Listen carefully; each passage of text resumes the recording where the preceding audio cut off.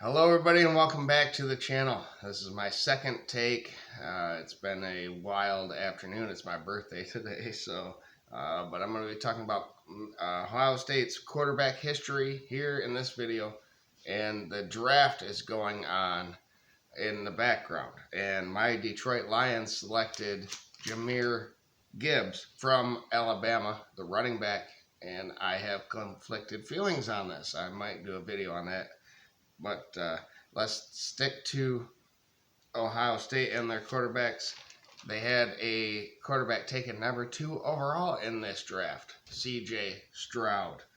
And he might be the first one that is actually pretty good in the NFL for Ohio State over the last 20 years. We're talking about the last 20 years here in Ohio State quarterback history. Greg Krenzel is where I'm going to start, because he took over for an injured Belisari and won at Michigan, the first surprise of many to come here in the future from 2002. He was the first one to win at Michigan in 14 seasons for Ohio State quarterback. And he followed that up in 2003. Krenzel won the 2002 national championship as the starter. He was 24-2 at Ohio State as the starter. Not much NFL success though, but a great college quarterback, and that's what Ohio State has here, is just a long run of great college quarterbacks.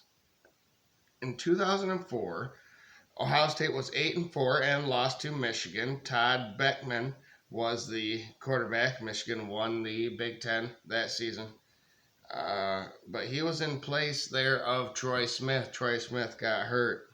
So enter Troy Smith. He came out of nowhere the next season in 2005, right when Michigan was expecting to gain momentum and some success. Troy Smith said,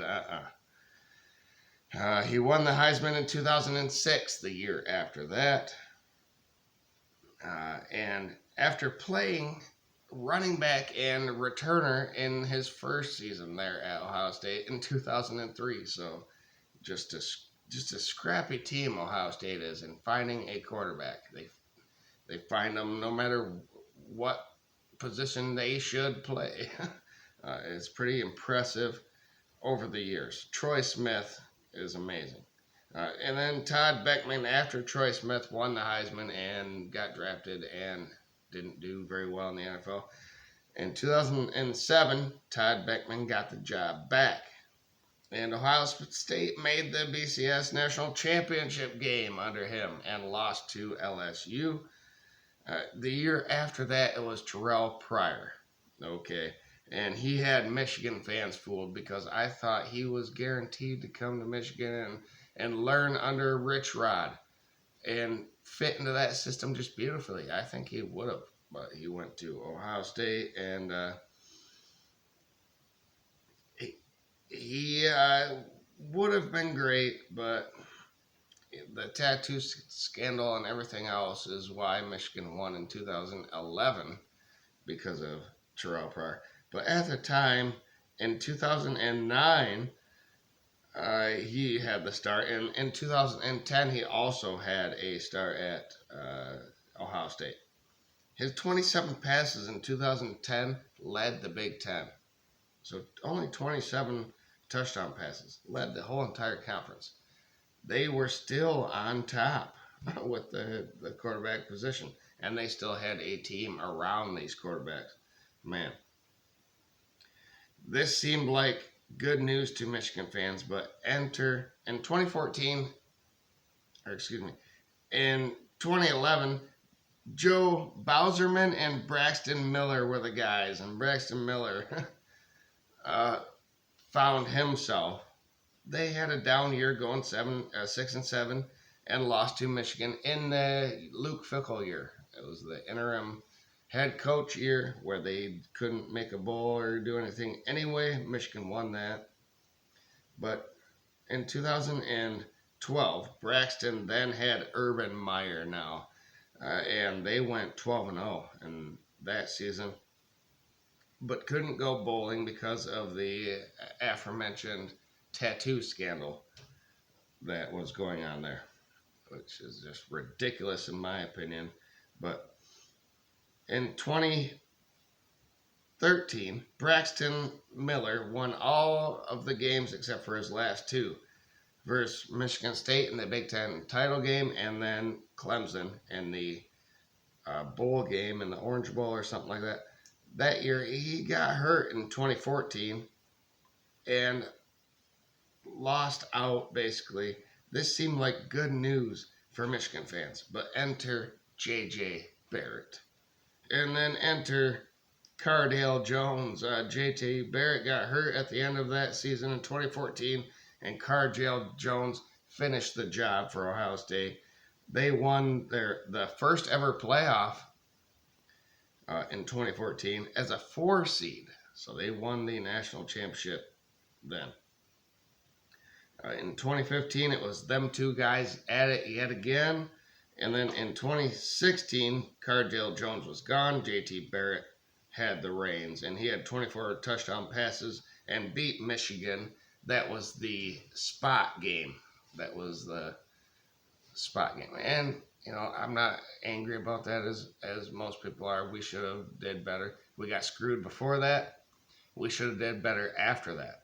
Well, I think it was the next play when Ohio State had a long-ass touchdown run to end it in overtime. Anyway, you know, a couple plays later in overtime they did that. So the spot wasn't everything. It was just a huge moment in the game, and I think it was close. But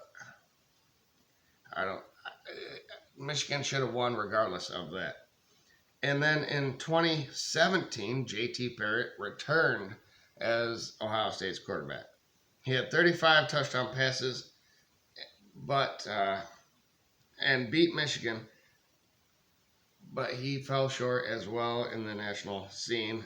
In 2018, Dwayne Haskins stepped in. Yeah, see, in 2017, I think Dwayne Haskins stepped in for J.T. Barrett and beat Michigan at the end of the season. So, come on, we're letting this new guy who has one game, he came in and beat Michigan. And then he got a start in 2018. Rest in peace, Dwayne Haskins. But he was 13-1 as a starter. He had 50 touchdown passes in that season and surprised Michigan yet again. And then 2019, Justin Fields transfers in from Georgia and had 41 touchdown passes.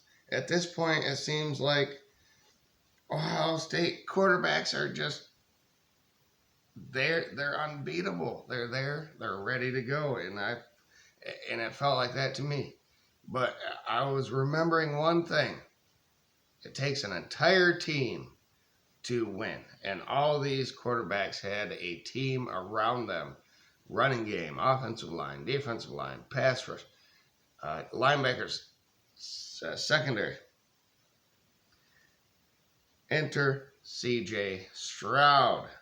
And in 2021, in 2020 it was a COVID year. Justin Fields got his second year, 7-1 in a conference shortened season. So, but in 2021, C.J. Stroud got the start, and he was the first quarterback to lose to Michigan since 2011.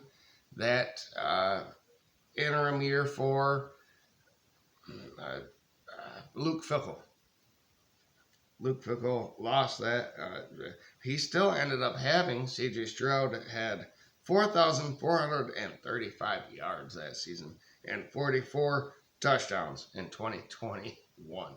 So just an amazing season, but not good enough to beat Michigan. Guess why? Michigan had the team. Now, 2022, C.J. Stroud went 11-2. It was Ohio State's first loss to Michigan at home since the year 2000. So we're going way back. He still had 37 touchdowns in that season, but the rest of the team was lacking. So here we go. I'm conflicted on whether I want Michigan to have an elite great quarterback or one like Ohio State has had with an elite great team over the last 20 years. CJ Stroud is the guy that went number 2 overall in the NFL draft here tonight. He didn't beat Michigan. So now 2023, it's Kyle McCord or Devin Brown for Ohio State. And will they surprise us or will they be what we think they are? We shall see. I think Michigan is in a prime position here to take over, and J.J. McCarthy is the guy maybe going for the future between the two programs.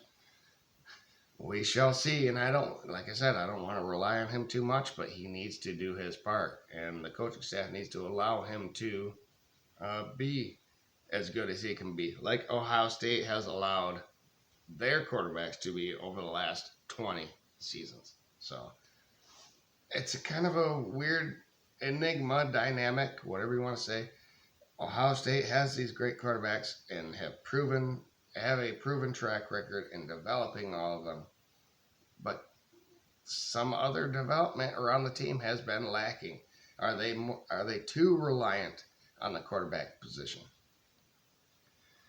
So yeah, if you like this video, hit the thumbs up. If you don't, hit the thumbs up.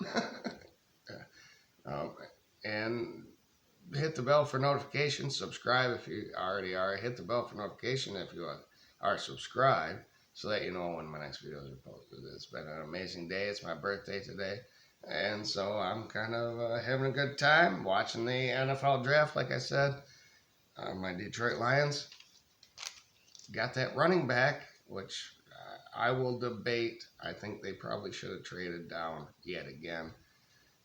No Michigan player has been drafted so far. We'll see if anyone goes in the first round. Thank you, everybody, and have a great day.